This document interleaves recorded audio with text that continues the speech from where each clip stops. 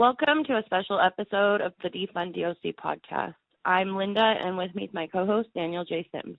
Hey everyone, this is your host, Daniel Sims, and we got a special episode with D'Angelo Saloy, DOC number 355886.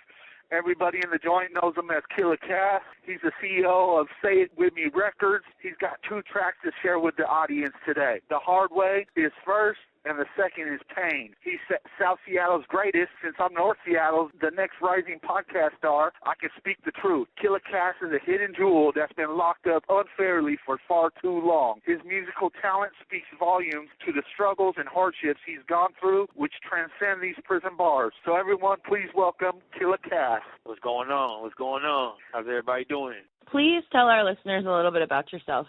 Well, my name is D'Angelo. I'm from South Seattle. They call me Killa Ca, a.k.a. Casey the Most. I grew up in the Rainier Vista Projects. 32 years old. I've been incarcerated for the last 13 years, trying to find myself and get the better side of me going. How long do you have left? Right now, my ERD is 2049. Yeah, that's tragic, Killa Ca. They be over-sentencing cats from this mass incarceration. We all know that it's an injustice how they're doing people. And it's not as if they're actually doing you a service by getting you rehabilitation or in any way bettering you. So in essence, they're just warehousing you. And it doesn't help the victims. It doesn't help society. You're an actual hidden jewel for the city of Seattle, and they'd be doing a service to the community if they actually brought you back out. So just from our podcast, Defund DOC, we really hope you get justice and get out of that warehousing system, you know? For sure, I appreciate it. Do you believe that your sentence was fair? I actually don't. So my sentence arises from me. I was convicted of murder from when I was 16 years old, and they gave me 59 years. And I basically, for a crime that, as a child, I don't think that it fits the justice of the sentence that they gave me, a lengthy sentence, because there's adults committing the same crimes, and they're getting lesser time for the crime that I committed when I was a juvenile. And we all know that juvenile science and everything is changing and showing how the brain development of a child doesn't really have full responsibility of its actions. So it's kind of in that area. I don't feel that is justice. Of course. Absolutely. I think that there's a lot of science that has actually proven that from the age of 25 down, the mind is not fully formed. And so that definitely is something that should be refocused in your case. And also, there's mitigating factors. I mean, how was your childhood growing up? Was your neighborhood over-policed? Were you pulled into the gangs early in life? Poverty, the struggles of the inner city, somebody from Seattle, I know the struggles you must have faced, man. So, yeah, man, I bet you the audience can understand that, you get trapped in that lifestyle and that ideology of the street, and before you know it, you're a victim of it, and here you are. So, yeah, man, just don't lose faith, man. There's a lot of people probably rooting for you as they're listening to this. Yeah, for sure. Yeah, I think it comes with a lot of growth, too, in being locked up in the system. You, like he was just saying, from 25 down, you're still a child. Your brain isn't fully developed. So as being incarcerated and having to deal with the trauma and the stress that you're dealing with every day on top of the other things you want to do in the free world, you're trying to grow physically and mentally. So it's hard for a person to want to do that and still get comfortable and adapt into these situations. And I feel like you should never be comfortable in prison because you are captured. You're not free. You should never want to be comfortable. It doesn't matter if they give you tablets and movies and music and all these things. That's just to distract you from the real purpose, for you to want to go home and fight your case. Absolutely, absolutely. That's profound. Will you share your rehabilitation journey with our listeners?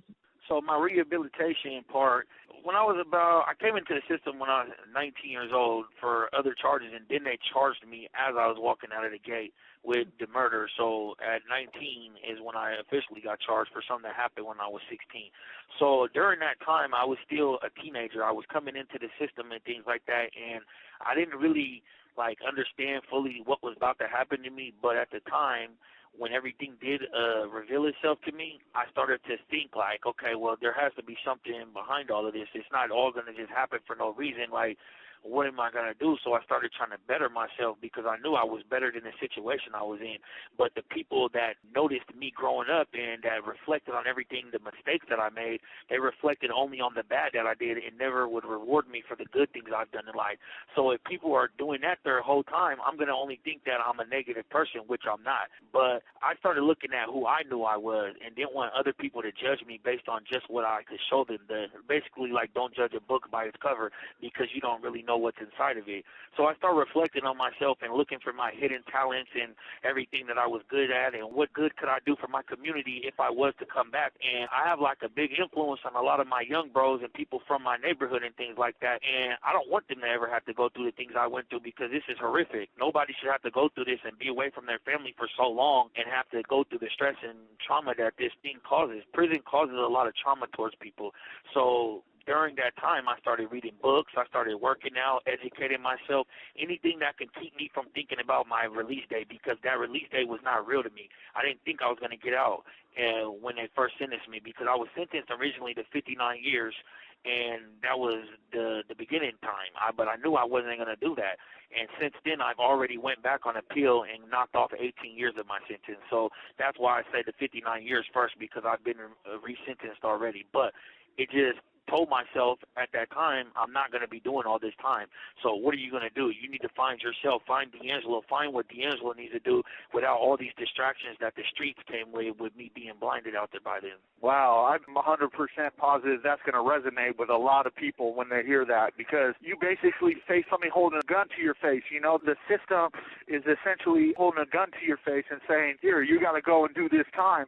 And instead of taking that sentence that they gave you and just getting wrapped up into the politics of prison and the violence, as you said, the trauma, instead of getting wrapped up in that, you took that hardship and you transformed it into your music and you brought it to another level. And, man, I applaud you, man, Killa Ca. You did something that a lot of people can't fathom. You know what I'm saying? There's people sitting out there on the street that ain't making moves like you, man. And so I applaud you, man. I really do. And when I said that you were a hidden jewel of Seattle, as you know, I'm from Seattle. You're a hidden jewel, man. I applaud you. Much respect, man. I appreciate it. I appreciate it, man. Yeah, that's one thing about me, man. I want to give the town back some of this game that I've inherited over all this time of my 32 years of life, because I know the same struggles that people are going through out there. I know growing up as a young kid with your father incarcerated, you're not looking for the right things. You're looking for companionship within other male figures in your life to be protective factors over you. And if you're influenced by gang members and people in the streets, then that's what you're going to most likely want to be. If you're influenced by somebody being a lawyer in your community or a firefighter or something, you're going to say, well, guess what? My community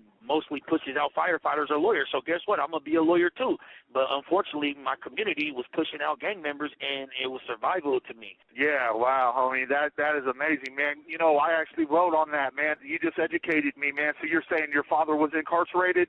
Yep. Yeah, so I actually speak to that in my book, Defund DOC, about how they're creating intergenerational traumas by this mass incarceration. By warehousing our people and enslaving them, you're not furthering our communities. You're keeping people in their generational incarceration and ensuring that the next generation to be incarcerated. So don't knock yourself, Killa Ca. You're a fine gentleman, man. You're excelling under the most extreme oppression that this country can put you under, and yet you're putting out albums. Here you are talking to a podcast that somebody from all the way in England or anywhere in this whole world can be listening to you and listen to your music. Man, much respect, man, much respect. Can you tell our listeners how you came to start writing and performing music? So I came about writing music. The crazy thing is, when I used to be on the streets and stuff when I was younger, you know, going to parties and doing all type of things, I always just had that positive energy. I was like the life of the party, so I would always be doing it. And growing up, I seen like a few people around me doing it, but I didn't really think that I would become an artist one day. I just knew that I liked it to do it and mess around, freestyle and things like that. But once I came across my struggles and my tribulations within my time in the system, I just started putting my life down on paper, and everything came together for me. And I used to tell myself, like, when I get out, I'm going to do this. When I get out, I'm going to do that. But as my transition came within growth and maturity, I was like, man, I could do all this from right here and ain't nothing going to stop me, because I believe that everything that I've been through, it deserves to be heard. It deserves to be reckoned with. Like, you're going to respect my music because this is actually my life and my struggles. So I'm not going to make you wait all the way until I get out to do it. Why should I have to do that? I could do that right now if I put my everything into it. Wow. You've gifted our audience with 2 tracks. Can you tell our audience how you got the inspiration for the first track, The Hard Way? The Hard Way. So The Hard Way is basically about people doing time the hard way. You know, people that is going to trial. Unfortunately, I went to trial and I lost. And seeing my grandmother and my mom in the back of me, and you know, they're crying, and my grandma's, you know, she's already older. You know, she's of age. She's 84 now, but at the time, I'm looking at her and I'm like, man, you know, I can't believe I'm putting these women through this, but it really like made me want to say and do better for them. But the hard way came across all that, my child and things like that, and going through the system, fighting and stuff. Are you strong enough to go through to fight these people and try and win? Or, you know, just basically giving back the time, all that. So all the people that can relate, they're going to know that when you're doing time the hard way, you're going to the hole, you're missing phone calls, your family's not writing you. There's so much thing where there's people I've been around that don't get no mail, they don't have anybody on the streets, they don't have no communication, and that person's doing hard time. That's the worst time you can do when you have no support from the outside. If you don't have no support from the outside, your rehabilitation and your journey of rehabilitation is going to be so much harder because you're going to feel angry the whole time. So that's where the song The Hard Way came from, was just basically doing time the hard way. Tune check music. Yeah. Ooh, Casey the most, say it with me. Man, all I know how to do is keep it real, you feel me? And you're free the real ones. Look. I give people in prison that type of love they need. They homies died. Already felt it with my brother Pete. Looking at my granny's tears, her biggest tears is life in prison for a grandson. But the judge already threw the sentence. How they throwing elbows when they ain't even have a witness. Confidential throwing hearsay. They need to mind their business. Prosecutors mad I ain't the one that's out here snitching. Free the bros, I hope they make it out the hole for Christmas. I was in West Complex, praying I would get a visit. The only one that made it was my mama slapping dominoes. I done heard all kind of lies from people I had heart to show. From commissary to visits and even a little time on phones. Missing handouts, I'm on the grid, I got my own grind. And now I don't need a group to slide, cause Killa pushes his own line. Appeals for the real, that's on God, that's what I pray for. The game bring you pain, but I'm protected by my angels. I got people stuck in prison doing all day. The system throwing numbers at the youngins like a ball game. Praying for a lawyer, but instead they buying ball games. We pray for appeals cause we be doing time the hard way. I got people stuck in prison doing all day. The system throwing numbers at the youngins like a ball game. Praying for a lawyer, but instead they buying ball man. Praying for appeals cause we doing time the hard way. How they think they solid when they ain't never faced jail time. They put you in the cell, you might go in there and break down. Or see you go to trial facing 60 years of life. Give you the nerd and skinny jeans after arraignment, you will cry. I got brothers doing life and all they want is just a kite. I got enemies that hate me, said it's gon' be on sight. Rolling cookies out the Bible, trying to take me on a flight. I got that JPay message, my little brother lost his life. Sending money in peace, his tears rolling down my cheeks. The police killed next gen, they tried to say he had a piece.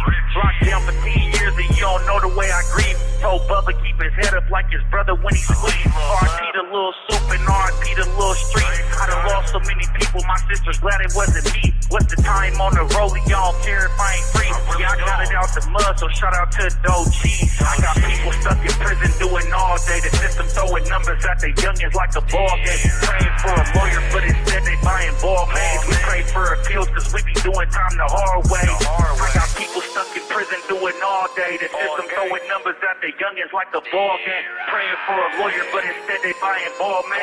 Praying for appeals cause we doing time the hard way.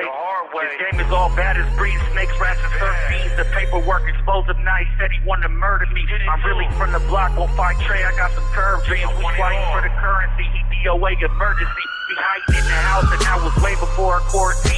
Heard us in the backseat with shooters clutching fat heat. Detectives want a name, but on the gang there ain't no rat in me. Free little killer, he a squeeze before he passed the heat. Free C murder, I'm on that, I know y'all done heard of me. It's 3 letters, MOB, like free that boy Max B. State time and bedtime, that J pays and quarterly. Appeals coming soon, I'm just hoping that they pray for me. I be on some, I don't even care if they don't feel me though. Respect the real me before I ever go and sell my soldiers. There's nothing about me in the street except for this winning spree. Clovers with a stick, no Larry Bird, just a 33. I got people stuck in prison doing all day. The system throwing numbers at the youngins like a ball game. Praying for a lawyer, but instead they buying ball games. We pray for appeals cause we be doing time the hard way. I got people stuck in prison doing all day. The system throwing numbers at the youngins like a ball game. Praying for a lawyer, but instead they buying ball man. Praying for appeals cause we doing time the hard way.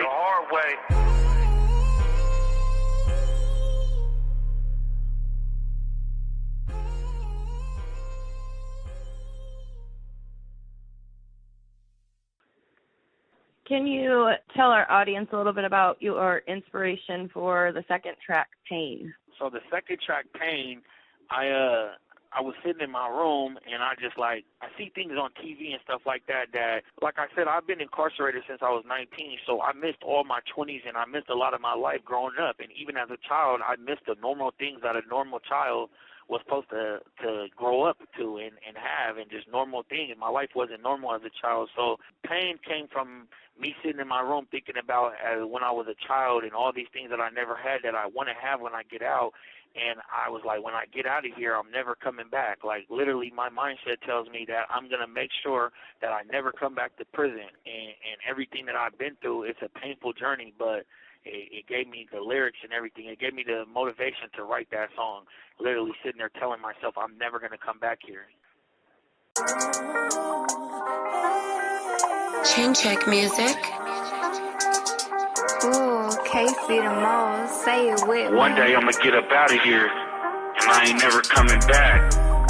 I'm destined for greatness. They can't stop what God already planned for me. Yeah, I do this music for the real ones. I miss my brothers on God. I promise when I touch the streets that I ain't coming back. I miss my day when homies got me living in the past. You only die once in life, there ain't no changing that. If you ain't really from the struggle, ain't no pain in that. I promise when I touch the streets that I ain't coming back. I miss my day when homies got me living in the past. You only die once in life, there ain't no changing that. If you ain't really from the struggle, ain't no pain in that. Look, I put my pain into this music so they feel my bars. I'm trying to take you to the sky so you can feel them stars. They saying love come with pain, so I protect my heart. I'm from the jungle where snakes, gorillas, and sharks. It's a battle every day, just waking up to make it. But I'm alive at 29, I'm thanking God I made it. I could have been on obituaries like my brother Quavis, or I to Nasanet, Bitsu, and my cousin Angel. I wish I had the realest homies, but they all the fakest. Now you still out here trying to bang when you made a statement. Murder charges hurt my granny when we faced arraignment. My mama tried to keep that smile when her heart was aching. 60 years at that sentence, bro, my heart was racing. I had to ask God again like, bro, somebody's playing. I know the struggle made me strong, I'm destined for this greatness. I miss my brother PDS, I wish they would've saved him. I promise when I touch the streets that I ain't coming back. I miss my day when homies got me living in the past. You only die once in life, there ain't no changing that. If you ain't really from the struggle, ain't no pain in that. I promise when I touch the streets that I ain't coming back. I miss my day when homies got me living in the past. You only die once in life, there ain't no changing that. If you ain't really from the struggle, ain't no pain in that, pain in that. Ain't no pain in all that music rapping about a chain. My nephews lost their only dad. R.I.P. by his name. This water's so cold, but you could die by the fire flames. And there's kids in Africa that's really starving every day, thinking it's a joke cause you don't wake up in that kind of pain. The black man done got a life sentence for a drug raid. Trapped in my thoughts, so every day I'm going MIA. A legend in Seattle to the day I'm laying in the grave. Yeah, I miss my day ones, the days that I ain't hate none. We grew up as some solid ones, right now not a rain none. Chances make champions, right now I'm finna take one. Free the real ones that's on my granny, you can't break one. Tell my sisters that I got they back, they some black queens. 28, 47, we grew up on Alaska Street. This that pain music, I'ma reach you till you soul with this. Say it with me, records on my soul, this the main event. I promise when I touch the streets that I ain't coming back. I miss my day when homies got me living in the past. You only die once in life, there ain't no changing that. If you ain't really from the struggle, ain't no pain in that. I promise when I touch the streets that I ain't coming back. I miss my day when homies got me living in the past. You only die once in life, there ain't no changing that. If you ain't really from the struggle, ain't no pain in that, pain in that. Ain't no pain in that, pain in that. No, ain't no pain in that, pain in that. Ain't no pain in that, pain in that. Ain't no pain in that, pain in that.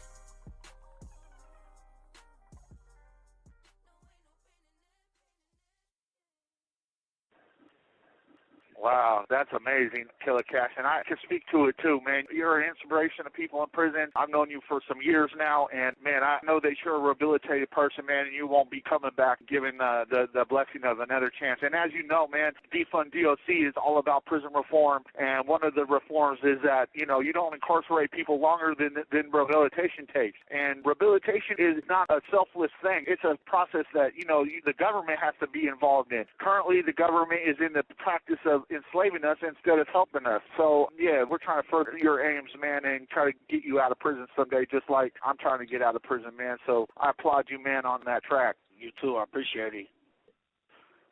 We have heard 2 incredible songs from your collection. Can you tell the audience a little bit about your creative process? So my creative process is I got a keyboard, a piano in my room, not like a big piano, but like a keyboard, and I hook it up, and sometimes I'll play instrumentals on my thing, and just sometimes I'll let the beats play. Sometimes I'll put them on random and just find a good instrument to vibe to, and I just get my creative process going from there. I see like a lot of, like, I watch TV and stuff sometimes, and I see the cultures and things like that out there, and I kind of just reflect on that. So also, like, a part of my creative process, I like to, when I'm writing a song, I can automatically see a video or things like more of a creative process just behind the music.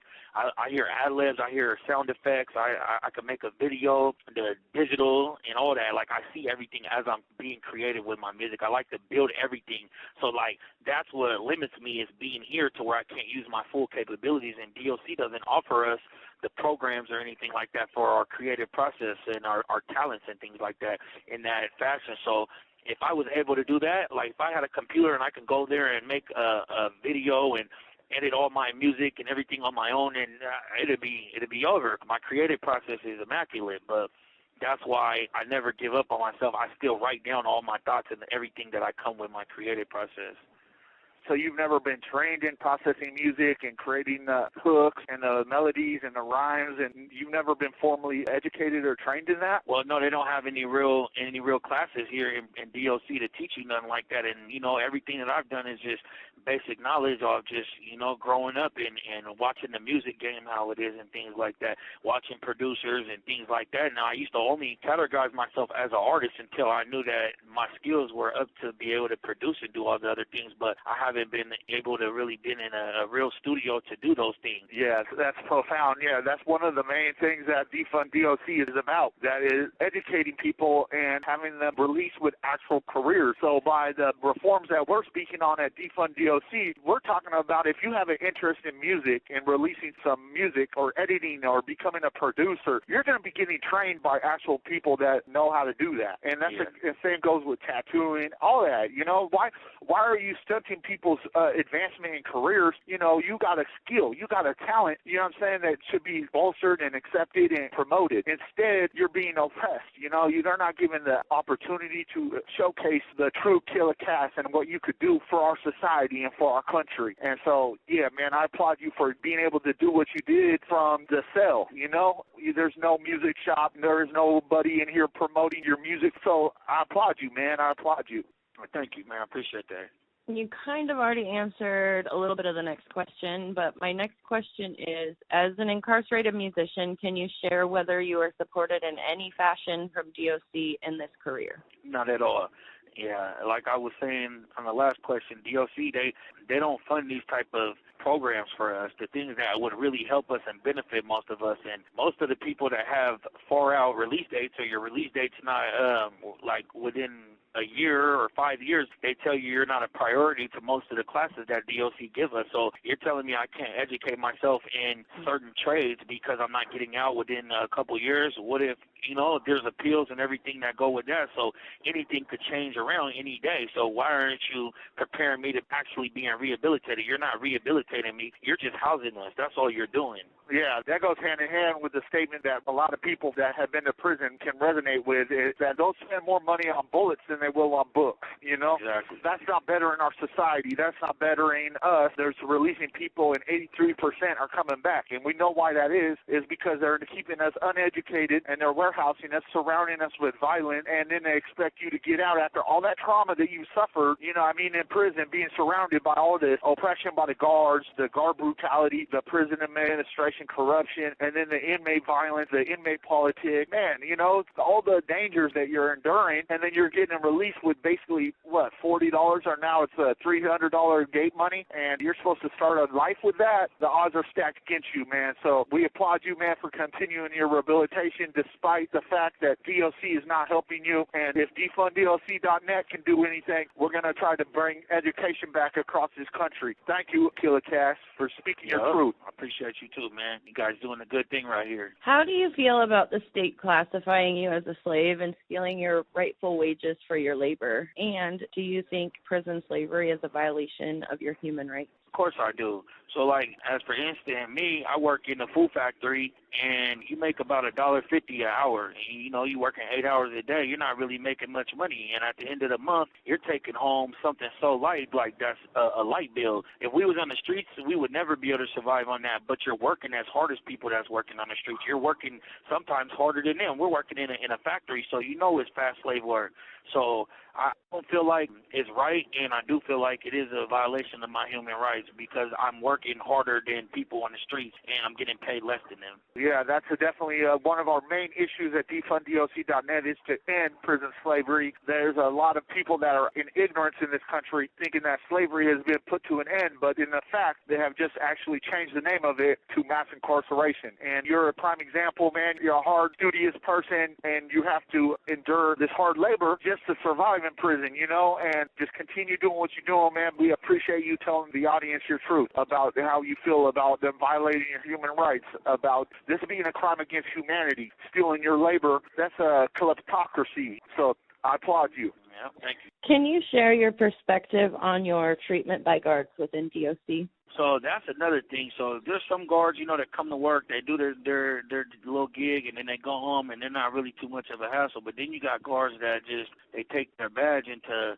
being an authority too much, and I didn't experience too much disrespect and all that. And if you look at it like I do something about it, or if I tell them I poke my chest back out, they're instantly what are they gonna do? They're gonna jump on you. They're gonna call all of their staff, and they're gonna jump on you and mistreat you. They're gonna go to the hole. You're gonna lose all your profits. It's not gonna be worth it. So you could get into an argument over simply the smallest thing with one of these guys, and because they have the upper power, they're gonna mistreat you. They're gonna say that, you know, you did something that you weren't supposed to do, and it's their word over your word, regardless of how it really was coming out. As for instance, one time I was talking to this dude, the CO, and he told me to sell in, so I was going to my cell, but as he was telling me to sell in, he was cussing at me and all this stuff that I didn't feel like I deserved to be talked to like that because I'm another human being just like you, but he was yelling at me, so I'm walking in my room, he's still yelling at me, and then I came out to ask for a grievance because I felt like there's no reason why this dude should have been talking like that to me to do that. I mean, I probably really wouldn't have grieved it, but I was feeling like, you know, maybe I should let him know that that's a grievable situation, which how you spoke to me. And he hit his little radio alarm, and they sent me to the IMU, and I'm like, why should I have to go to the IMU for all that when nothing happened? So it's just the way they treat you. They feel they have the upper hand. They can do whatever they want, and it's not fair because at the end of the day, I'm dealing with all the things that I'm dealing with here, and I have to deal with his outside trouble by him bringing his home into his work. Yeah, that's profound. That's the truth, man. Killa Ca, not the only one that has been enduring that hardship from these guards. That correctional officer brutality is actually prolific across this country, and it's because of the training they're receiving. Every time an inmate speaks, they're lying. Every time they're trying to talk to you, they're manipulating you. This is the ideology that these guards are coming in here with. That's called prejudice. That's called bigotry. You can't say a whole population is going to lie. So, yeah, man, Killa Ca, you had the right to point out that what he's doing is a brutalization and an abuse of power. Exactly. Yeah. Have you ever been in solitary confinement for over 30 days? And if so, can you share your perspective on the effects that it had on you?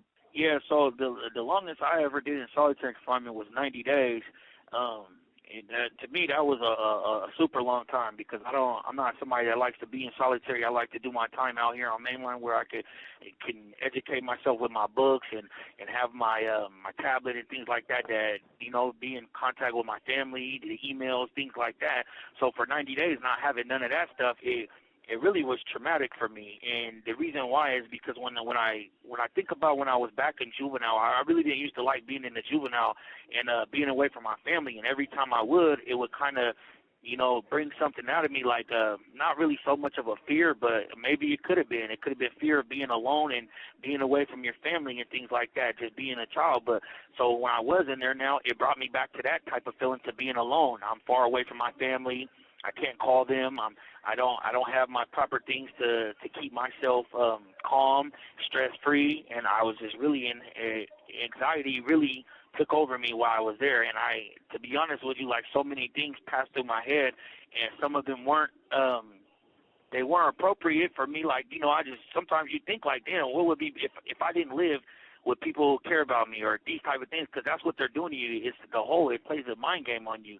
So you have to be strong enough to overcome all that. You can't think like that, because it can get the better of you. But unfortunately, that didn't happen to me, because I'm a strong person. My mindset, it's already been built to be a certain way. So as I go through those type of struggles, I've already been through things in life that show me how to stand strong. But the solitary confinement, it had a real effect on me, like, being there. Like, I knew I didn't want to go back after that, but it's like sometimes you can go back, even in the littlest situation. You might not even do something, and they have the control to take you there. And some people, it's traumatic for them because the PTSD comes back. I know people that have been in solitary confinement for 2 years, 3 years, things like that, and they come out and they're never the same. I'm like, man, I only did 90 days, but I never want to go back there. It strips you of being free from being free, because you're already incarcerated. Why am I going to be in solitary confinement when I'm already in solitary confinement away from the world? I'm not even around my family. I'm always around a bunch of strangers. You're already confining me to a whole different place. Yeah, that's profound. Yeah, that's true. And speaking from my own experience, I've spent 3 years in solitary, so I know, man. I know the struggle, Killa Ca. And I believe that the practice should be outlawed. The United Nations has declared that solitary confinement is a form of torture, and you're not even allowed to use it against enemy combatants in war. But somehow our own government has been using it as a system. And, it's an abuse, man. It's an abuse, man. And so it takes people like you that has the strength to speak on it, man. How many times have you been issued diesel treatment and transferred, and how does that feel to you? So, well over 10 times, I can say that for sure. I've been to a couple different prisons, and anytime you go back to the county jail, or anytime you're transferring from one prison to another, you get transferred to Shelton. It's like a reception center, and every time you go there, you get stripped of everything you have, and you basically just have a hygiene bag, and because you're getting moved around to another place, and you're locked down most of the day, and when you're being transferred, you're shackled. Your wrist is being shackled. Your arms are being shackled. You don't have socks or anything to confront your ankles, so the chains and the cuffs are just squeezing into your ankles, and it's like it's not normal. It's not anything a human should be going through. We all know about the prolific pat-down and strip search occurring in prison. Can you tell us how that makes you feel when another man forces you to stand for a pat-down or orders you to undergo a strip search?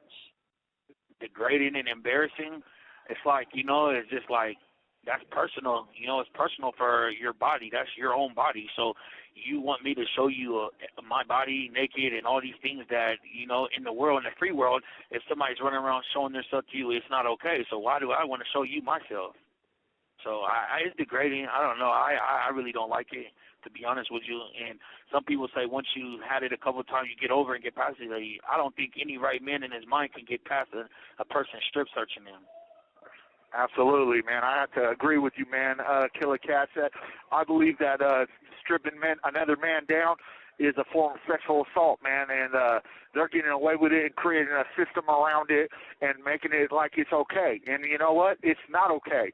There's never been a time when I've been stripped down and I felt like, this is normal and this is okay, and yeah, man. There's not if you're a regular heterosexual male, or even if you're gay or whatever, if another man make you strip down, that is it's never okay. You never get over that. And never. So yeah, man, yeah, I appreciate you speaking that truth to the audience. Thank you. Yeah.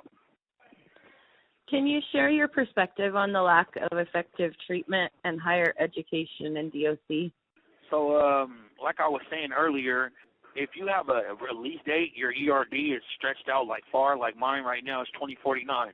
They're going to always tell you you're not a priority in DOC to get your education. And they're going to say people with a less of an ERD, they're more of a priority than you are. And I don't get it because we're all humans, we're all the same, and everything, just because your release date is earlier than mine doesn't mean you should have a better education than me. Like I was saying, if I learn a trade today, right, and I go to court and I get some of my sentence knocked off, then I come back and they're like, well, we're not ready to release you because you don't have an education or you don't have any type of certificates or you're not certified or you're not trained for anything proper that the world is pulling people out to do. And you're like, well, I tried this all these times for 10 years, 15 years, and you guys told me I had to wait till the end of my sentence, and you didn't know that my sentence was going to come quicker. So DOC, I feel like the lack of getting a higher education is hard for people with long, lengthy sentences. But if you kind of push yourself, you can self-educate yourself. But from DOC, I feel like it's a real lack of helping us. That's true. Even if you had 2 or 3 years, the educational opportunities that they're actually offering here are so inadequate that it's ridiculous. I mean, you'd be lucky to get cobbled together a couple certificates. Maybe what do they got here at the prison you're at now? Do they got welding? Do they have any kind of bachelor's degree? So they have like carpentry. They have carpentry, and that's one thing I want to do too. But they're not even they're saying I'm not a priority. We all know about the therapeutic effects of marijuana, how it reduces depression, anxiety, and PTSD. Do you believe that DOC should sell or offer marijuana within prison? And how do you feel about DOC offering addictive substances such as Suboxone, but not allowing prescriptions or recreational marijuana use inside prison? So that's a good question, because that's something I ask myself all the time. I don't understand how marijuana isn't legal, because if you look at it on the streets for all the legal reasons, it's helping people. You know, people that don't have good appetites and things like that, older people, it helps them eat, those type of things. So everything that it does help and things like that, like with PTSD and stress and things like that, I feel like it can be a good quality for them to have, because, as for instance, if you got people that smoke weed and they're chilling back, they're going to be eating food, watching TV, and their anger and anxiety levels and stress levels are all going to be down, I feel like. So for an example, me, I've only smoked marijuana and like drank alcohol when I was younger, when I was out and stuff like that. I never did any other drugs or anything like that. I always felt like they were to alter your minds and things like that. But marijuana, I had ADHD and PTSD diagnosed when I was 7 and things like that. So growing up to when I was 13 and 14, and, you know, of course it wasn't okay for me to be doing it, but when I did do it, it would calm my ADHD down. I would never be running around. I'd be chill out in one spot, you know, might eat some munchies and do what I do, but besides that, I never was a problem. It always calmed me down and would keep me somewhere. So I feel like if DOC was to add that to, like, in prison, it would change a lot of fights. It would change a lot of things in there. And the part about them giving other addictive substances to people, I see it. You know, you got people that rush the pill line for these drugs that they're giving people for their own problems and issues, but because I don't have those same issues or they're not diagnosed to me, I can't have certain things that apply to myself, such as marijuana, which I feel like would help my prescription right. You know, things like that. Yeah, absolutely, Killa Ca. That's right on. The fact that they're passing out Suboxone to people right before they're getting out of prison, basically addicting them to drug. And then, you know, when it comes to actually reducing violence, reducing stress that the marijuana could do for people in prison, I mean, even having edibles, you know, like they could sell edibles without having no adverse effect to nobody around nobody.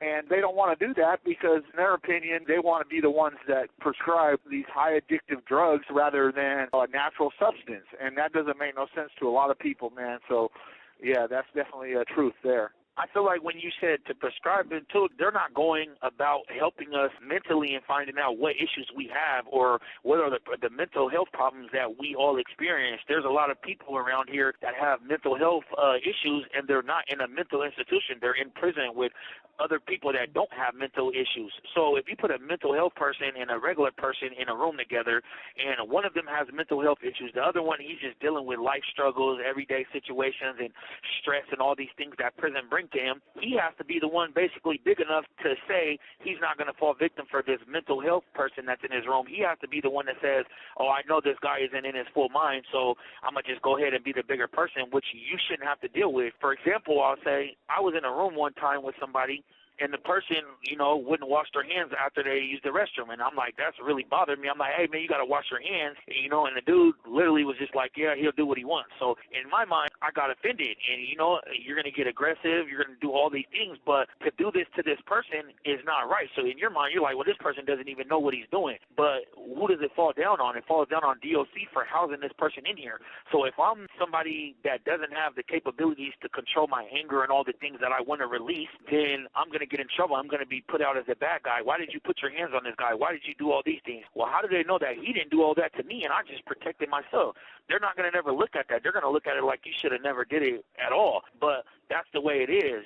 They're not prescribing these people with the right medications, and they're not even diagnosing people with mental health issues. That's the thing. Yeah, you hit on a really heavy topic. I've actually written some blogs about it. Linda is pretty proficient in understanding in regards to it. The fact is that they're piping people into prison with trauma and mental health, and they used to have individual places to put these people, but now they're piping them all into mass incarceration. So we're being surrounded with people with mental health all the time.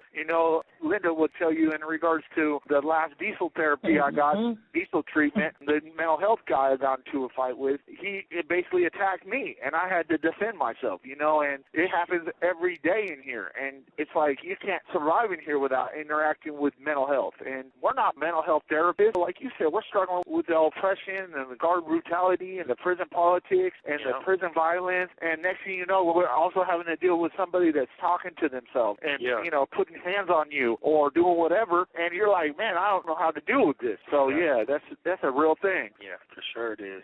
What would it mean for you if DOC actually supported prisoners' potential career opportunities, such as certifications for tattooing, MMA boxing training, marijuana agriculture certification, and, of course, your musical endeavors?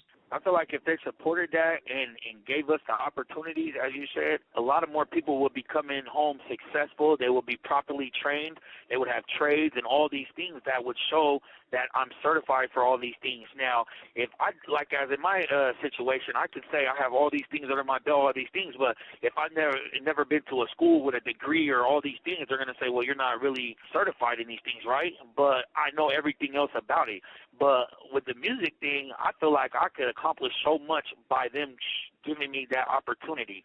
And there's plenty of people in here that tattoo and do all these things, and they get punished for their talents. And that's one thing that I don't never understand. The things that we're good at and the things that we do, we shouldn't be punished for them. We should be congratulated. People in the community are being congratulated for certain things that they do that are good. Well, if we're staying out of trouble and we can stay out of confinement, all these places by doing these things, and you let it be legal, then there wouldn't be no problem. There wouldn't be a thing where you'll say, oh, this is a bad thing or anything like that. It's only a bad thing because you're saying it's a bad thing because you don't want us doing it. But if it had any good benefit for them, I feel like they would definitely do it. But for us, the inmates, it'll be a big opportunity for everybody to have that. Like, seriously. Absolutely. Especially in regards to the ancillary, the certifications that you could get. For instance, if you're being trained in MMA, or you could be getting trained to become a coach to somebody that's MMA, or become a MMA promoter or an MMA marketer, or the same thing with marketing marijuana or getting into the small business as a tattoo shop owner, all the different benefits that would come naturally from actually learning these trades that they're essentially criminalizing. It's beyond understanding that a government that's for the people is oppressing them like that, Yeah, for sure. Absolutely. Yeah, I feel like if everybody had something like as in prison, if you give us all something to do and something we like to do, something we might be good at or something we know we're good at, and give us that time to focus on that and specialize in that thing, we would all become successful at it and be maybe the best. You could have some of the best people coming out of prison and being on top of that type of subject, what they're trying to do. But because they're not giving us those opportunities, we're in here dealing with the most, violence and all the other things that people go through stress and anxiety because they have nothing to do. That's as if you put somebody in a day room all day and they're just going to be playing cards and dominoes and gossiping and doing things that aren't healthy for them at all. everything is, it's not a good thing for people to just have nothing to do. That's where your mind plays tricks on you and things like that. I feel like if you could go to school and learn exactly what you want to learn and be certified in it, and you leave here with that, that's a big accomplishment for somebody to do. Absolutely, absolutely. Can you tell our listeners how it feels to be separated from your family for such a long period? Yeah, so that's like one of the hardest parts with me. I'm a family type of person, and being away from my mom and my sisters and things like that, and knowing that I'm their only brother, it's like real hard on me. You know, and I know it's hard on them, but we don't get to see how hard it is for them because we're in here and we only think of our selfishness sometimes. We only say, well, this is what I miss or this is what I miss, but really it affects the people in the community a lot too, especially if you have people that are there to support you, that are spending money on commissary and phone time and music and emails. All these things are affecting them too. But outside of that, the mental side of it messes with them too. And my sisters and all them guys, they let me know this. I have a soon-to-be wife, and she's in this situation with me every day. She doesn't not deal with anything I deal with. She has to deal with it because she's here with me in this situation. So everything I go through, she has to go through. And it's hard because who wants to sign up for somebody that has a bunch of time? But that's like a real thing. You know, she's there for me and things like that. So, you know, shout out to Jamie. I love you, girl. We're going to get through this. Absolutely. And I also want to shout out my beautiful fiance. She's right here on the phone. But, definitely can understand that profound loss that you feel, Killa Ca. You're a human being. The state has separated you from your family and your friends and essentially warehoused you, and it has kept you and surrounded you by violence and guard brutality and prison administrative corruption, and yet you have found a way to pull yourself out of it. And, you know, all the prison reform efforts that I've been seeing in the legislature are all efforts to extract more money from our family and our friends. They just recently expanded the amount of money we can have put on our commissary. Well, where are we getting this money that is going to be put on our commissary? You know what I mean? It's coming from our family and our friends. So they're extracting money from our family and our friends. Me and Linda, we really want to expose these injustices. DefundDOC.net is dedicated to that, and we will succeed because we are the people. Thank you for sharing that. You already know. DefundDOC.net is advocating for radical prison reform. Particularly, we seek to end prison slavery. Do you think that this is an important reform to focus on? Yeah, I definitely do, because at the end of the day, they're the ones that's making the money on housing us and things like that, and at the same time, they're not really giving us the opportunities to rehabilitate ourselves, is what I will say. As I went over a few things, a lot of my growth and maturity has been self-educated, and it's hard to do that while you're dealing with all these things. So I feel like that it is very important to focus on it, because the DOC isn't really helping. They're getting paid and they're getting all this money for them, but what are they doing to really help us in here? What's changing for our inmates in here? What's getting better? Absolutely, Killa Ca. And you know what's crazy about what you just said is the fact that they are so quick to talk about the drain that allegedly prisoners are putting on the government and taxpayers. They're saying that it costs approximately $25,000 to incarcerate per year per prisoner. But the fact is that they don't want to factor in that same prisoner is making them $4 million worth of labor. You see what I'm saying? They don't want to speak to that, do they, Killa Ca? They don't want to say. They don't want to say that you're food, working at that food industries, all that food that they've been selling, that food actually goes into the community for different organizations like Meals on Wheels and all them different organizations that they're making millions off of. And do they factor that into your incarceration? Does any of that funds go into your education, into the betterment of Killa Ca? Yeah, so thank you, man, for sharing that. It's a human rights violation. It's an atrocity, and it's happening across this country, and the American people need to wake up and understand that slavery is on these shores. Yeah, for sure, bro. No, I know, man. I'm dealing with it every day, man. As I'm at work, when I work, and sometimes I go out my way and do things that aren't a part of my job, but because I see other people lacking in it, I'm just the type of person that would tend to do something to help, and sometimes it gets overwhelming doing it all the time, and it's like it never gets noticed because the courts aren't going to notice the little things like that you do behind them. All they're knowing is that you're working. But guess what? Who's the one making all the money, the millions of dollars that we're bringing in all this inventory and things like that? We're rushing in 100,000 Meals on Wheels in a week, no? Absolutely. Okay, so let's just do a quick math project. How many meals do you think you make you're personally a part of each day? So sometimes the meals, sometimes their goal will be trying to reach like 20,000 meals, but sometimes if you don't have the right person running the line, you might get 14,000, 15,000, but that's still a lot of numbers working throughout the day. A day. Yep, a day. Oh my goodness. Okay, so let's say that those meals cost the outside consumer, the organizations or whatever part community member buys those meals. I would say each meal costs at least what, $2, $3, $4, $5. What do you think? Yeah, I think around there. And in here, they're only going to pay us $1.50 to make it, and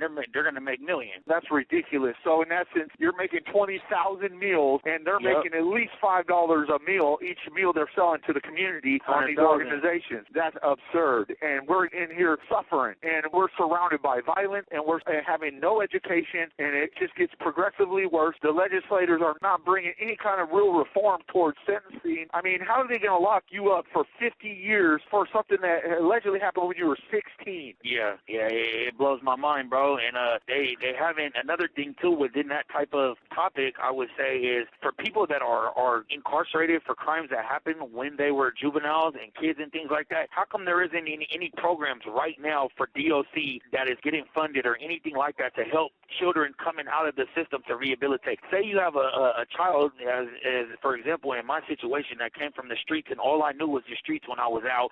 Not really, I have an 8th grade education, 9th grade education. I dropped out of high school.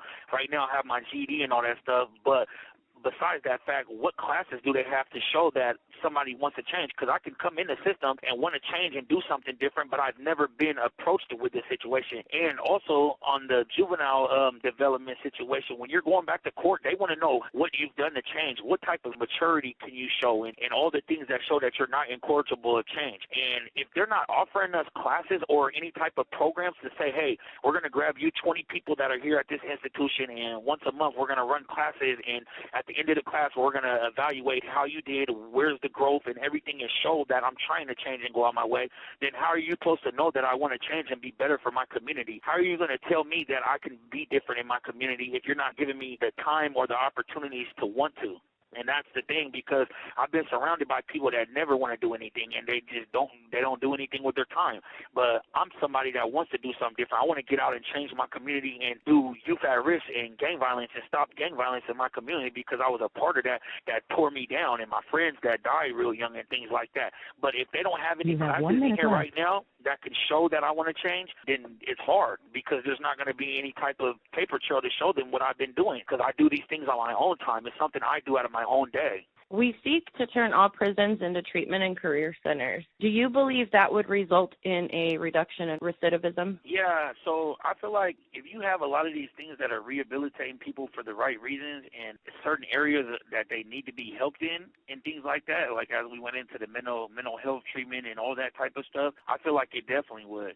Because if you properly train these people before they return to the community, then I feel like they would be better people. Like the things that the choices, not really say better people, but their choices would be better. The things like that, the programs and everything, that's what they're supposed to be for, to help us return to society, Yeah, I'm sure that a lot of people would be surprised, but before the 1970s, the country used to be focused on rehabilitation. And a lot of these prisons had actual places where you would learn how to become a barber. You would learn how to become a tattoo artist. They even had boxing matches inside the prison. They would have outside people coming in and watching sports. These are things that were about rehabilitation, and we've fallen so far away from rehabilitation in this country. It is ridiculous. We really need more people like you to speak to it. We're going to be taking this amplifier and speaking it to the public out there to let the American people know what's really happening in prison. It needs to be defunded. It needs to be addressed so that this is for the people. I just don't understand how anybody could agree that the government should be in the business of enslaving their people. It should be in the business of saving their people. And currently it's all about enslaving us, keeping us warehouse, making money off our labor and our suffering. So we need to continually speak to it. Yeah, I definitely feel like redeeming is a phase of rehabilitation. It shows growth and progress. So as you're rehabilitating yourself, you're redeeming yourself, and you're trying to show who you really are and things like that. And it's time to change for the better. And when you are rehabilitated, you are redeemed. Absolutely. I can speak to myself. I'm a fully rehabilitated person. I turned down every drug that's ever been offered to me in the last few years. I've been continuously educating myself. I'm fully rehabilitated, yet I still got dang near almost 20 years left. It's an injustice. And to see a fine gentleman like yourself that's advancing your talent and your trade without any help, not any help. And for you to be able to do that, I can't imagine any judge that does not have the prejudice that can sit back and look at your record and say, you know what, this person, he's doing the most. And can you imagine the impact that you would have on South Seattle right now if Killa Ca could get out right now? You know, I can imagine you right there at that Safeway out there in South Seattle, man, you know, bringing all the communities together. In regards to the Safeway, they had that gun prevention get-together that happened there. Do you recall what happened at that get-together, Killa Ca? Yeah, so they were doing some stuff, and some people that was over there, they got shot up. And the crazy thing is that I grew up in that area, right there on South Henderson Street, and like, out of my time of being out there in the streets into now, I done lost over 50 people due to gun violence that's gone. Like, people I grew up with as kids and things like that. And probably close to 100-some people that's been shot that haven't died. And it's crazy because it's so much stuff going on out there, and there's not really any real leadership going on because it's a bunch of the younger generation, and they don't care what you got to say. You know, if you're not giving them nothing good, they don't really care what you're saying. Absolutely. I'm from Seattle. I passed through South Seattle, and I can imagine what it would be like if Killa Ca was out there passing out his albums or passing out his business cards and trying to promote some community activism about trying to end gun violence. And can you imagine the profound impact you would make on the community right now if Killa Ca was out there? Man, it'd be amazing, bro, because I know a lot of the youngsters, you know, they look up to me, man. I got a lot of goodness with my name that comes with it because I've been around for so long and I've seen it from the generations that came before me to the generations that came after me. That's one thing you won't be able to get. Like, with the generation before me, they can't give you the generation after them. So I can give you the generation before me, now, and then the one that I was in. And I have so much knowledge of it, so they look into that type of stuff, and they know that you've been around. So sometimes they look up to you for the wrong reasons, and I don't want to give the youth the wrong image by my past. I want them to look at my past and say, this is something that I can learn from. I don't want to do the same things and mistakes that bro made. I want to go and be just as good or better because this isn't where they need to end up at because, as we know, DOC isn't going to help them. It's only going to make them worse. But if I was able to be out there giving them the strong game that they need, the leadership that they need, and things like that, I feel like everything could change, you know? And I don't feel like I deserve to be in prison this long because my time here, it's past. The justice is past of the crime, you know? The crime doesn't fit its proportionality. Yeah, exactly. So what am I still doing here? You're just keeping me here to house me and make money off of there's no real reason for me to be incarcerated any longer. But if I was out there, what can I do for my community? I could change a lot of things and be helpful to those type of things. And that's one thing when I get out of here, I plan on doing is running a nonprofit youth organization for youth at risk.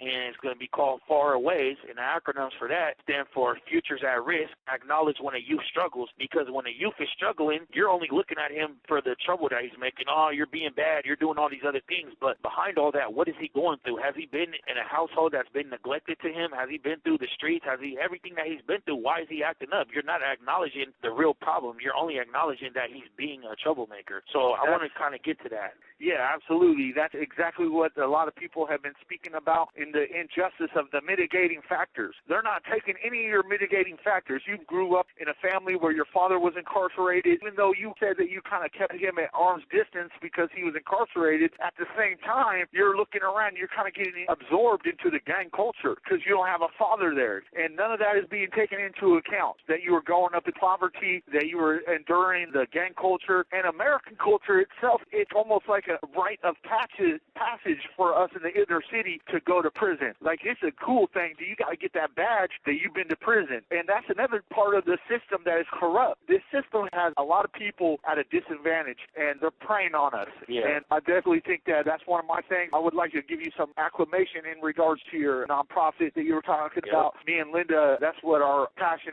is to do activism and to speak to the injustices that are happening in the criminal justice system. Can you imagine the impact that me and Linda could do if I was out of here? You know what I mean? And the same for you, man. I can't imagine the impact you would make in South Seattle, man. Just keep striving, keep that faith, keep that tenacity, that drive. You are rehabilitated. Nobody can tell you you're not. Continue doing what you're doing. Yep. Thank you, man. I appreciate it.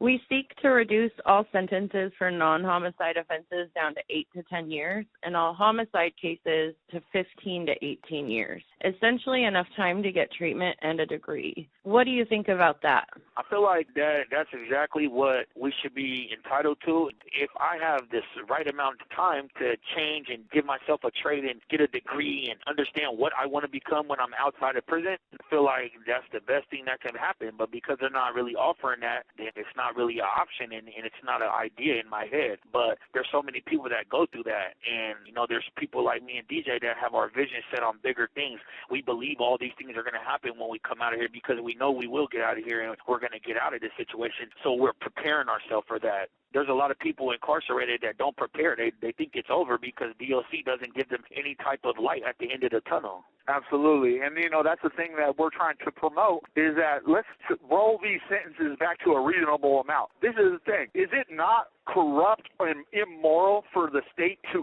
kill its people with a long prison sentence if that person hasn't killed nobody? That's what they're doing to 3 strikers, you know what I mean? And that's what they're doing with these weapon enhancements. And also, if you make a bad decision and you're in that gang life and you take a life, most times it takes a profound moment of that to change you and to make you recognize, the error of your ways. And then you come to find, life is precious, and maybe you will be the one that will go out to see the victim's family and offer your apologies, after you got rehabilitated and pay it forward, and the criminal justice makes no provision for that. They just say, you know what, Killa Ca, you're a danger to society and we're going to throw away the key. And they're not giving you the opportunity to say, you know what, no, I'm not a menace to society. No, I'm not the factor of what I've done. What you should be taking into account is what I'm going to be today and what I'm going to be for the future. It's not where you start, man. It's where you end, Killa Ca. Yep, come on, I already know. Say it with me.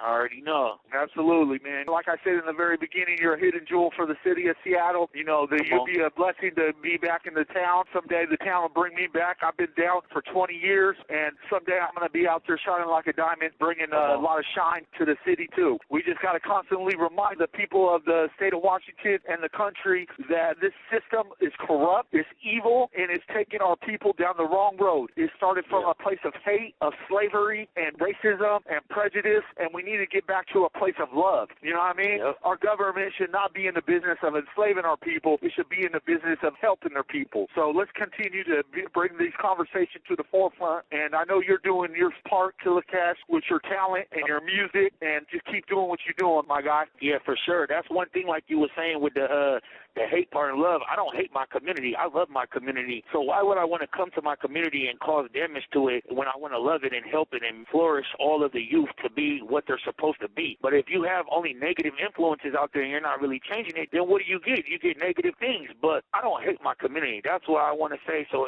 whoever hears this and listens to this, I love my community. I want to better my community. I don't want to be the negative downfall of my community. I want to build my community up so one day they can say, man, this community used to be like this, but guess what? This many people came out of here and changed their lives, or this many doctors or lawyers came out of this community from this time of time. And then those type of people come back and they say, well, I joined this organization or nonprofit organization and youth at risk program, and this dude changed my life because I saw what he went through and he was a living testimony. So that's one thing I just want to get clear is like we don't, when we commit these type of crimes or we go through the type of things that we do in our communities, we don't do it out of hate or anger or anything like that. Most of it's just not thinking, being young, things like that. Yeah, you're reckless. You're immature. You're not thinking of your actions. You're just looking for the moment. And growing up in certain communities, you can be wanting an image. That's like people on social media and all these things. They do all these things for social media that really have nothing to do for themselves. They're getting the attention of other people. So if you're a kid in the streets and you don't have any male protective factors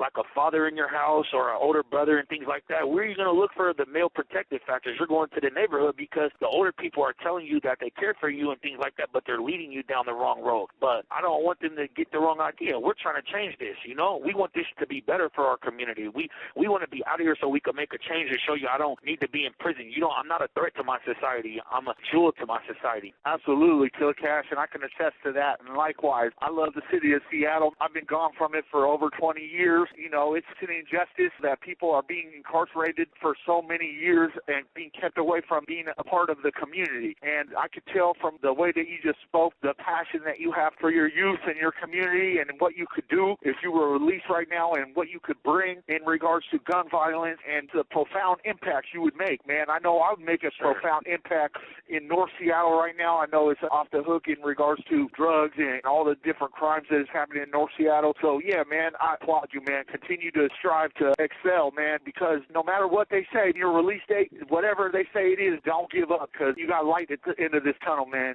Come on. We advocate for introducing extreme socialization efforts in the U.S. prison. Studies have proven current penal policies are making prisoners more antisocial, which makes them worse than they were when they went into prison and resulting in high recidivism. Data has proven strong familial and social connections significantly reduces recidivism. Therefore, we support bringing families and the public into the prison, allowing wives and children to spend days or even weeks inside the prison with their loved ones. Likewise, bringing the public into prisons for special events such as sporting games, tattoo conventions, hobby and craft markets, and of course, music concerts where you could showcase your talent. Do you believe these extreme socialization efforts would help you succeed upon release? Most definitely, because you see that the community is into your rehabilitation. They are helping with your craft. They are coming in to show their support. So as they're supporting us, we're supporting them too, because we know that they're fighting for us to get out of here. So when we get out of here, we want to be able to stay out, and we want them to show our appreciation, how appreciative we are to come back, so that when we do come back, everything that we've been working on, we're now able to use for the community. We are now able to show the youth all these things that we learned and things like that. And when you have talents and things like that and you're not able to use them, they kind of die down. You know, some people give up on their dreams and their goals and ambitions and things like that when they're not in their face, when they don't have the ways and means to do it. So if you give the person the opportunity to do all these things, and then you have the community coming in and doing these things that show they're interested in the things that you're doing, it makes you feel like you're not nobody. A lot of people, when they don't have anybody to show them the recognition they deserve, they feel like a nobody. They're lonely. There's people in here that have nobody, no family, nothing. They feel like they're nobody when in all actuality they are somebody, but because DOC isn't allowing them the opportunity to figure out who they are, they think they're a nobody. And that's where all these things would come into good play, because it gives us the opportunity to show that we're a part of the community, because they segregate us from the community and prison, and they put that fence in between us. But in reality, that fence shouldn't be there, because we're supposed to be just like the people in normal society. That's who they say they want us to be like, right? We need to be normal citizens. But if you're not letting us actually be with the people in society at all, like these type of events you're saying, then how are we supposed to know that we're that? We think we're segregated. We feel like animals in a zoo because you're caging us. You're putting us behind bars and things like that, and you're saying basically we'll let you out when you want to be out. We're going to feed you when you want to be fed. We'll shower you when you want to be showered. Anything like that that's so degrading that you feel like you're nothing. But in all actuality, everybody has a special talent and a gift that we have that we need to give to the community, but we also need the community to be helping us. And Defund DOC is definitely a good thing that's going to bring all that out. I believe all of these things that you and DJ are doing is going to be amazing. And, you know, I congratulate you guys for doing these things. Thank you. That's very much appreciated, man, because this is a thankless effort. People are just full of prejudice, and they just believe that people that go to prison, they deserve to go to prison, and they deserve to be treated like a slave, and they deserve to be treated with brutality. And, you know, the fact is that, guess what? Almost everybody that goes to prison is going to be coming home. Everybody. I mean, there's a small percentage that have a life sentence, but most of everybody in here is going to be released someday. So you're either going to be releasing animals or you're going to be releasing citizens. I know one thing. I'm a citizen, and when I get out, I'm never coming back. But yet, the way that the system is created, I'm going to be continually facing burdens, hoops to jump through, and all these things that are going to be keeping me under mass surveillance, probation, and all these ways that they're going to be able to re-enslave me. These type of things need to be addressed. But, man, I applaud you for speaking your truth, and we're going to continue to bring the community the truth that they need in regards to all these injustices that are happening. And maybe someday we will look back as a people and realize that this system is so corrupt, is so evil, it comes from such a dark place, that the light that we're going to be shining through these podcast episodes, that the light will finally show to the heart of the American people, and they will come to realize that there needs to be extreme reform and get behind our message, man. So thank you, man, for putting your input and putting your stamp on this movement. Thank you. For sure. I appreciate you guys, too, man. You guys are doing a good thing. If you could speak directly to the governor or DOC about prison reform, what would you say? Well, the first thing I would say is please let me go. But I would say that, to the governor especially, that I'm rehabilitated. I don't deserve to be in prison any longer than I feel like I should have to. And definitely that I feel like there needs to be more programs within DOC, like give people in my situation better opportunities to get out of here. Let us work towards that at least. Like bring back juvenile parole, that stuff that's around, bring that back around for everybody. Bring parole back so that you can have people working towards something, because if you give them an opportunity to work towards something, then I believe that they will work towards it and show the change within themselves. And then they will change things that they didn't even know about themselves going to change, because it's all a part of growth. And the governor, I feel like the pardons and all these things, clemency and all these things we want to be a part of, we need that help. We need you to see what we're really going through in here. We don't want you to just set these laws and bills and things like that and don't really know what's going on in here. That's why Defund DOC is a great place to learn all these things. Anybody that doesn't know what we are doing as being slaves in prison and all these things, go to Defund DOC, because they're going to tell you everything. We're going to break it down and explain to you how and what we're going through in here and why we feel like all these things need to be changed. Why should they defund DOC? Well, DOC isn't doing anything with the money that they're getting. They're not helping us. And if we're taking all these taxpayers' money and all these things to protect society, you're not protecting society from us, because we're not a threat at this point anymore. We're rehabilitated, so who are you hiding us from? There's a lot of things that need to be changed within the system, and that's why defunding DOC is the best option. Absolutely, man. And you know what? That's funny you say that, because we know the reason why they're keeping you in there longer than you need to, Killa Ca, and it's because of the slave system. That is a throwback from the 13th Amendment that was enacted back in 1865. And ever since then, they've been using the labor of prisoners against their will, and it's a violation of the human dignity and a clear violation of human rights, man. And we're definitely going to continue to expose it and continue to bring light to it, man. So you had something profound to share with the audience. I wanted to hear it, so let's hear it, man. Okay, yeah, this is kind of like a quote out of this book. It's called Warrior of the Light, by the same author that wrote The Alchemist. And this is where it says, the Warrior of the Light concentrates on the small miracles of daily life. He is capable of seeing what is beautiful because he carries beauty within himself. For the world is a mirror and gives back to each man the reflection of his own face. The warrior knows his faults and limitations, but he does all he can to maintain his good humor in moments of crisis. The world is, after all, doing its best to help him, even though everything around him seems to be saying the opposite. So how I want to say that is, like, everything in my situation looks like it's bad. Everything is telling me nothing's going to go right. Everything's in the worst situation. But my mind is capable of deciphering that code to say, no, don't look at these distractions. Look at everything you can become outside of this. Look at everything you've already accomplished. Build yourself up bigger and bigger. Don't let this situation be the wall of your success. And that's exactly what I take from that is you have to know that the beauty of the world is going to come with the beauty of yourself. Everything that you give the world is what the world is going to give you back. It's like the law of attraction. You're speaking it into existence. So if we speak positive into the world, we're going to speak positive. If we speak negative, it's going to be negative. It just goes on depending on how you take it and what you do with it. So manifestation. Yeah. Yeah, I like that. That's a law of attraction. Yeah, man. I like you sharing those diamonds and those jewels with the audience, man. And sure. That's much appreciated.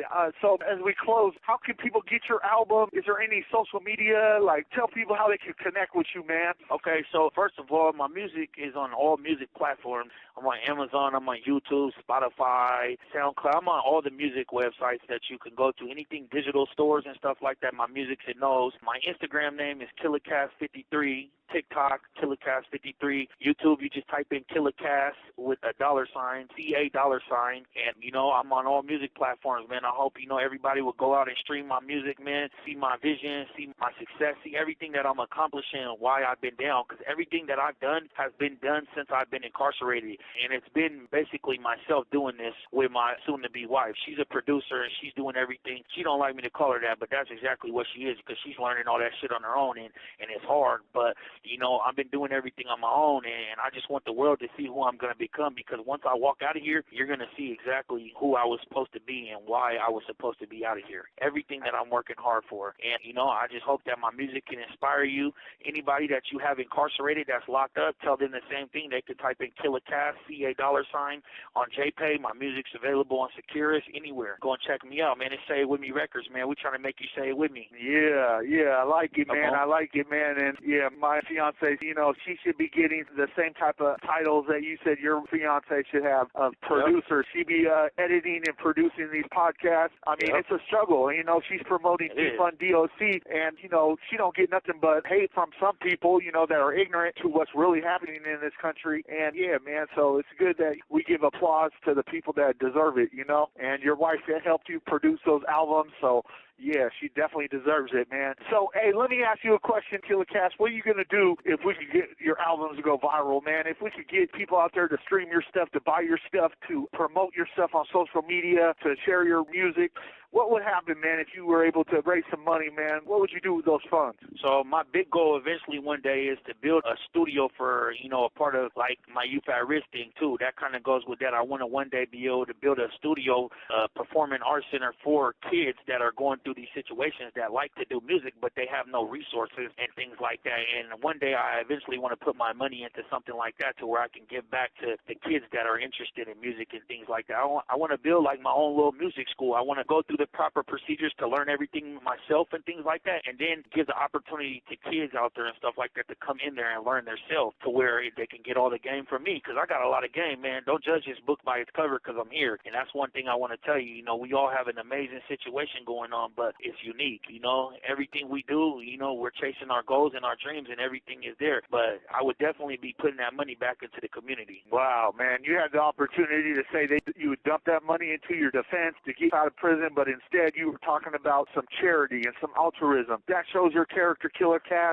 That's the same with me. You know, I'm writing these books. I've got 3 books published, and I can focus all my efforts in trying to get out of prison. Instead, I'm focusing on trying to make it better for the American people across this country and trying to end this system of corruption that they have called DOC and try to turn it into treatment career centers. Let our people prosper. You know what I mean? Show our people love. You know what I mean? Quit using crime as a pretext to enslave our people.